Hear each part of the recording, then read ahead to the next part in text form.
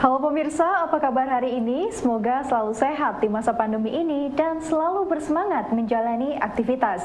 Bagi pemirsa yang harus tetap bekerja di luar rumah, jangan lupa menggunakan masker. Hari ini, program Berita News Point hadir menjumpai Anda bersama saya, Amira Dinda. Selama 30 menit ke depan, News Point akan menyajikan berita terbaru seputar Universitas Brawijaya dan Malang Raya. Jangan kemana-mana, keep on our channel News Point.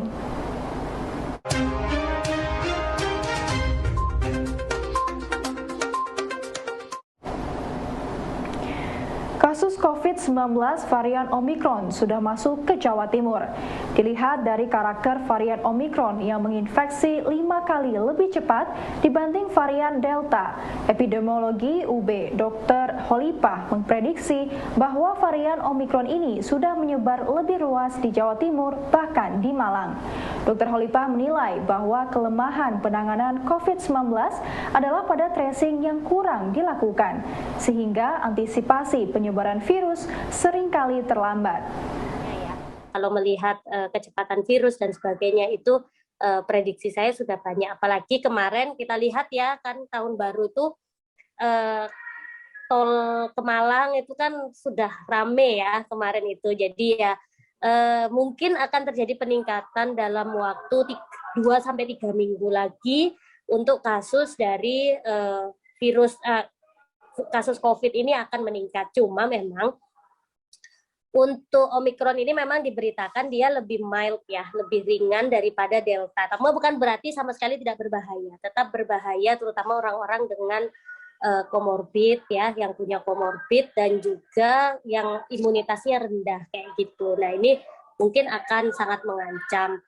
Nah, kalau misalnya menurut penelitian juga kan dia 70% less likely ya untuk hospitalized. Jadi memang untuk sampai dirawat di rumah sakit memang lebih rendah dibandingkan Delta gitu ya. Cuma memang tetap saja potensi ketenangan yang seperti ini pasti juga akan tidak bisa seperti ini lagi gitu. Pasti nanti kasusnya juga akan meningkat. Cuma rekomendasinya apa?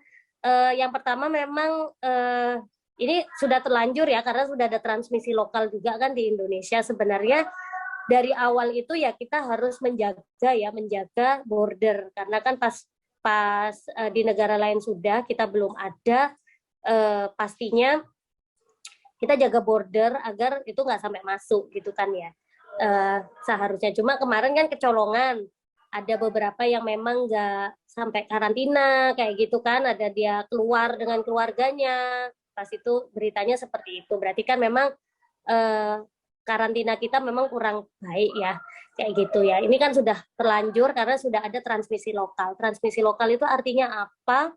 Transmisi lokal itu sudah ada penularan antar masyarakat gitu ya, tanpa dia ada riwayat kontak ataupun dia ada riwayat pergi ke daerah yang endemis ya, yang ada kasus tersebut, terutama di sini Omikron.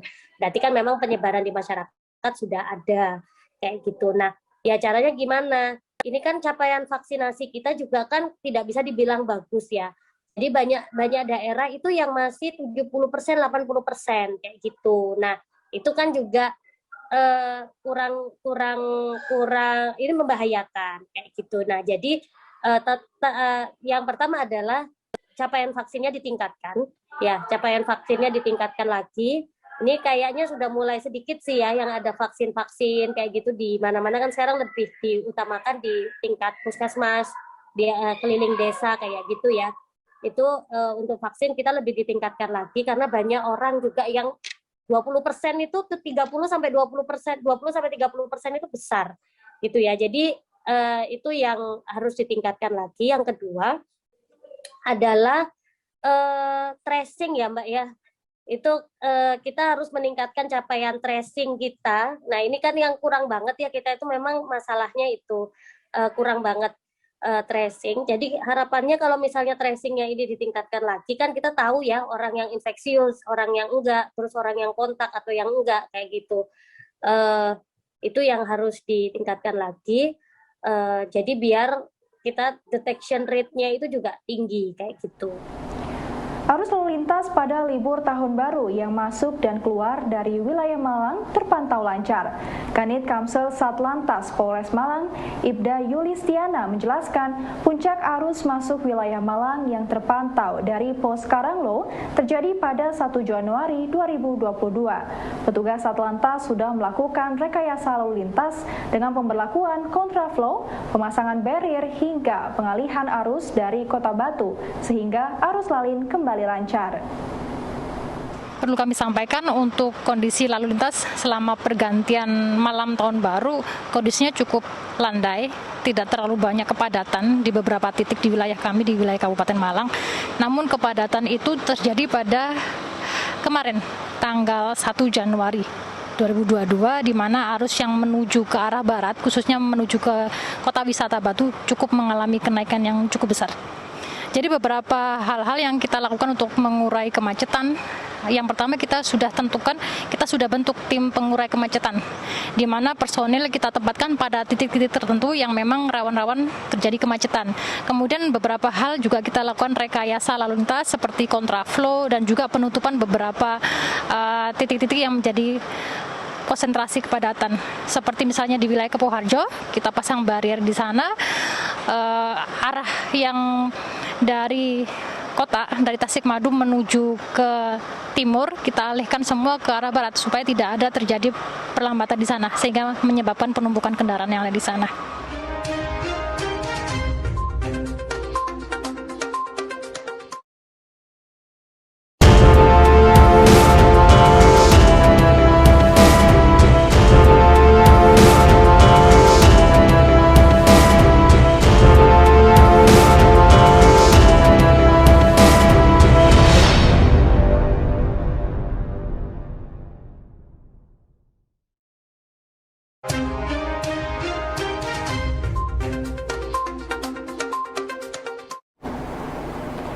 Hasil riset dan inovasi di UB yang sudah menjadi nomor 1 nasional memiliki tantangan baru di era PTNBH.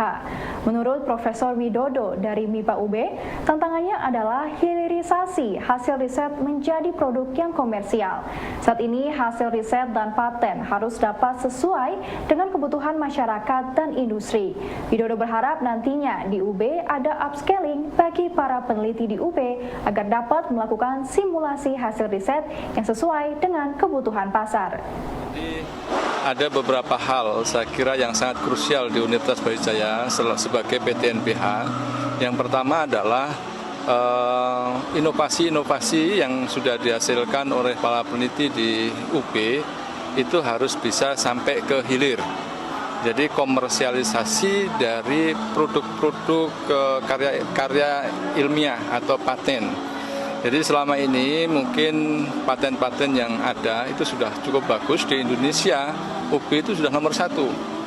Nah, dari jumlah yang sudah tinggi, maka kita harus tingkatkan menjadi komersialisasi dari produk paten itu sendiri. Nah, tantangannya sebenarnya 2. Yang pertama adalah bagaimana paten-paten yang ada itu match dengan kebutuhan masyarakat atau kebutuhan industri. Ya. Yang kedua, salah satu problem terbesar kenapa paten-paten kita tidak segera bisa termanfaatkan adalah karena proses upskilling. Jadi kita di UB ini sebaiknya memiliki suatu program khusus untuk melakukan proses upskilling dari prototipe yang ada sehingga dia akan layak untuk dilakukan komersialisasi. Nah, upskilling ini bisa dilakukan sendiri atau kerjasama dengan industri atau pemerintah daerah. Kelas internasional dan peningkatan jumlah inovasi menjadi fokus dari Fakultas MIPA UB pada tahun 2022 untuk meningkatkan peringkat fakultas. Dekan MIPA UB, Profesor Widodo memaparkan jumlah inovasi yang meningkat pada tahun ini menjadi fokus dari fakultasnya selain dengan program internasionalisasi. MIPA gencar melakukan rintisan kerjasama dengan berbagai negara Asia, Eropa, hingga Afrika untuk mewujudkan kelas internasional serta program internasional. Ada beberapa agenda. Yang pertama adalah meningkatkan inovasi, ya, jumlah inovasi yang sudah akan termanfaatkan oleh masyarakat. Itu yang pertama. Yang kedua adalah internasionalisasi. Kenapa internasionalisasi? Karena ini bagian penting agar peringkat Fakultas MIPA yang akan mendongkrak Universitas Brawijaya untuk rekognisi internasional. Nah, internasionalisasi ini ada dua hal yang kita lakukan. Pertama adalah rintisan kerjasama untuk riset yang untuk pengembangan inovasi bersama. Yang kedua adalah rintisan kerjasama pendidikan akademik, ya. Dan kita sudah melakukan beberapa agenda kegiatan untuk rintisan akademik ini, baik dengan negara-negara Afrika, Eropa, dan juga Asia seperti Jepang, termasuk beberapa negara Amerika kita sedang jajaki juga. Nah, salah satu yang kita harapkan nanti bahwa produk-produk akademik Fakultas MIPA itu akan direcognize, sehingga kita berharap nanti produk-produk akademik tidak hanya riset ya, tapi akademik juga seperti buku-buku, kemudian juga kelas kita juga internasional di level dengan bahasa Inggris, dan kita berharap di kelas-kelas kita itu juga ada mahasiswa asing yang mengambil kredit di tempat kita. Jalan Sehat Terbatas menjadi salah satu kegiatan menyambut Disnatalis ke-59 Universitas Brawijaya yang dilaksanakan pada hari Minggu kemarin. Rektor UB, Profesor Nufil Hanani mengaku Jalan Sehat ini dilakukan secara terbatas karena masih dalam kondisi pandemi. Namun Nufil berharap kasus COVID-19 semakin landai sehingga kegiatan luring dapat terus berjalan pada tahun 2022. Nufil berharap Jalan Sehat tersebut dapat semakin mengompakkan warga UB menuju kancah global. Ibu Bapak pimpinan semuanya yang hadir pada hari ini disertai Ibu Darwanta, seluruh yang hadir pada hari ini, tentu saja yang pertama marilah kita menjaga rasa syukur kita kepada Allah Ta'ala karena pada hari ini kita bisa berkumpul dalam rangka Jalan Sehat untuk memperingati hari jadi atau Disnatalis Brawijaya yang ke-59. Bapak sekalian, jadi pada hari ini kita mencoba untuk memulai secara luring kegiatannya walaupun terbatas, termasuk juga untuk Jalan Sehat pagi hari ini. Dan mudah-mudahan nanti kita bisa secara bertahap untuk luring secara penuh. Dan mudah-mudahan COVID-19 sudah tidak ada lagi.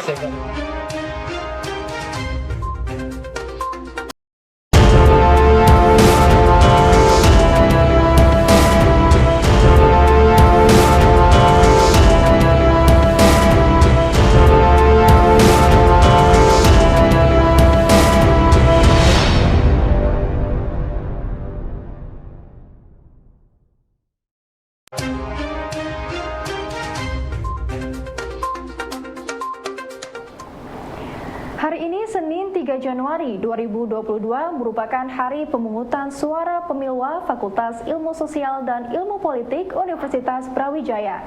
Ketua Pelaksana Atta Rahman mengatakan target suara pada pemilwa tahun ini lebih dari 2.763 yang mana jumlah tersebut adalah perolehan suara pemilwa FISIP tahun lalu. Pemungutan suara ini akan digelar hingga pukul 4 sore waktu Indonesia Barat dan rekapitulasi suara akan dilaksanakan nanti sore pukul 5 waktu Indonesia Barat via Zoom Meeting dan juga disiarkan secara live melalui channel YouTube Pemilwa FISIP UB 2021. Jadi untuk target suara yang masuk di tahun ini, yang pasti kita menginginkan dan mengharapkan suara yang masuk di tahun ini itu melampaui jumlah suara masuk pada pemilu di tahun 2020. Jadi di tahun 2020 itu untuk total suara masuk itu sebesar 2.763. Jadi besar harapan kami untuk pemilu Visip UB di tahun 2021 ini dapat melampaui angka tersebut.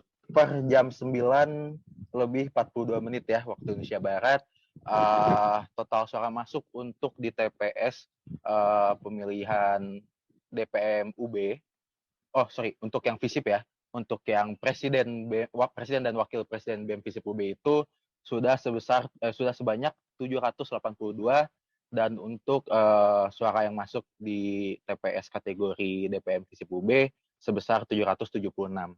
Melihat melihat teman-teman masyarakat Visip dengan euforia mereka menyambut pesta demokrasi kami ini, dengan melihat angka suara masuk ya per jam sekarang ini kelihatannya tinggi ya, soalnya memang tadi untuk dari angka 0 sampai ke angka 700 sekian ini tuh cukup pesat gitu, cukup cepat masuknya kayak gitu. Terlebih kan tadi dibukanya jam 8 ya TPS-nya, dan sekarang berarti sudah berjalan pemilihannya selama 1 jam 43 menit. Ya untuk angka dengan suara masuk yang udah ada itu, angkanya ya udah cukup tinggi, itu ya udah menandakan kalau euforia dari teman-teman masyarakat Visip itu cukup tinggi gitu. Pelaksanaan pemungutan suara di pemilu Visip UB ini disamakan ya, jadi kita mengikuti Pemira juga. Website e-voting itu dibuka tadi dari jam 8 pagi waktu Indonesia Barat, dan akan ditutup pukul 16.00 atau jam 4 sore waktu Indonesia Barat nanti. Untuk rekapitulasi suara sendiri nanti akan kita laksanakan 1 jam setelah pemungutan suara itu ditutup. Jadi nanti jam 5 sore kami akan melaksanakan rekapitulasi suara melalui Zoom yang dihadiri oleh seluruh calon beserta manajer, dan terbuka untuk masyarakat Visip, dan nantinya juga akan ditayangkan secara live di YouTube Pemilu Visip UB, seperti itu. Kreativitas mahasiswa Filkom UB sekarang mendapat dukungan penuh dari pihak fakultas dengan menyediakan gedung kreativitas mahasiswa. Gedung 4 lantai tersebut merupakan gedung yang terpadu karena terdiri dari kantor sekretariat mahasiswa, ruang kegiatan bersama, coworking space hingga aula. Selain itu, pada atap gedung dapat digunakan sebagai sarana pengoperasian drone dan robot bagi mahasiswa yang akan mengikuti kompetisi. Rektor UB Profesor Nufil Hanani pada peresmian gedung berharap gedung tersebut dapat menjadi percontohan bagi fakultas lain. Paling tidak sudah direncanakan dibuat, nanti rektor yang akan datang bisa menindaklanjuti. Memang tugas kita, sebagaimana kita ketahui kan salah satunya adalah mencetak mahasiswa yang unggul kan gitu ya, unggul yang bertakwa dan sebagainya dan seterusnya. Dan Filkom memulai dengan ini, saya berharap Pak Dekan sudah mulai memikirkan yang biasanya yang dipikirkan itu laboratorium untuk dosen, praktikum untuk mahasiswa, tapi era ke depan ini memang era mahasiswa era milenial. Saya kemarin juga melihat di Fakultas Ekonomi dan Bisnis, luar biasa kita saling mencontoh di antara teman-teman kita sendiri, ternyata sangat luar biasa, tidak perlu pergi ke luar negeri ternyata. 2 program studi via UB yakni pariwisata dan perpajakan meraih akreditasi unggul dari BNSP. Dekan via UB Andi Fefta Wijaya mengaku bersyukur dengan capaian 2 prodi tersebut. Saat ini menurut Andi, via terus berbenah dengan menyiapkan sumber daya manusia yang mencukupi untuk mengampu prodi yang ada agar mutu dan kualitas tetap terjaga dengan baik. Selain 2 prodi yang sudah ada saat ini, via juga mempersiapkan prodi lainnya agar meraih akreditasi internasional. Jadi kami memang mengupayakan seluruh prodi kami terakreditasi unggul, dan alhamdulillah kami kemarin sudah mengarrange ya untuk ini. Kami mengumpulkan semua prodi dan membentuk tim untuk menghasilkan prodi unggul ini, dan alhamdulillah kemarin turun prodi pariwisata, S1 pariwisata dan S1 perpajakan. Sebelumnya sudah turun prodi-prodi yang lain ya untuk yang unggul, Dan alhamdulillah prodi unggul ini memang suatu tahapan yang teratas ya di akreditasi BAN PT, dan insya Allah nanti ke depan kita akan mengembangkan secara vertikal ya prodi ini. Jadi kalau memang nanti SDM-nya mencukupi, kita akan membuka juga S2 pariwisata, kemudian S2 perpajakan gitu ya. Dan memang kunci utamanya adalah di kecukupan sumber daya manusia. Baik pemirsa, informasi tadi sekaligus menutup perjumpaan kita hari ini. Jangan lupa saksikan News Point setiap hari pukul 19.30 waktu Indonesia Barat, hanya di UB TV, Televisi Pendidikan Universitas Brawijaya.